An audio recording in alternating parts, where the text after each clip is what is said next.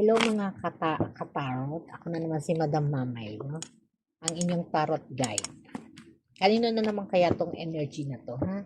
Na parang may kilig dito, ha? May kilig tayong nararamdaman na pagod, no? Parang galing sa labas, no? Pwedeng galing sa palengke, pwedeng galing sa trabaho, pwedeng galing sa school, o kahit galing pa sa banyo, ha? Ito yung emosyon na parang may ngiti, no? May kilig, na parang may past person na parang bumalik sa buhay, no? At ang tanong dito, no? Kung ang naudlot mong love, may future ba? Parang kinikilig naman ako dito. Ngingiti-ngiti ka, no?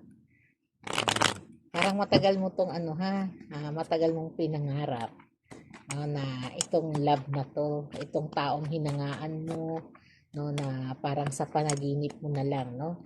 Parang sa panaginip mo na lang siya nakakasama o makakasama. Ngayon, ha, ay parang merong liwanag, no?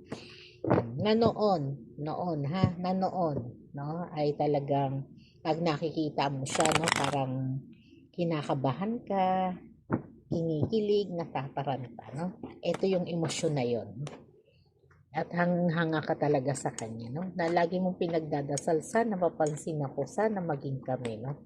At parang bigla lang tong nawala, no? Dahil parang meron siyang no? Meron siyang girlfriend o meron siyang boyfriend, ha? O may person siya sa buhay, kaya parang naudlot, no, yung love mo sa tao na to. No, pero bakit? May future ba? Tignan natin, ha, kung may future kayo, no? May mga wish dyan, ha, nag-wish ka na sana may future. Tignan natin, ha, kung ang naudlot mong love sa person na to ay may future ba.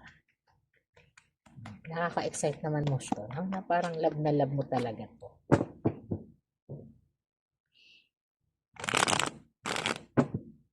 Ito na po, ha, ito na ang energy, no, ng person na naudlot.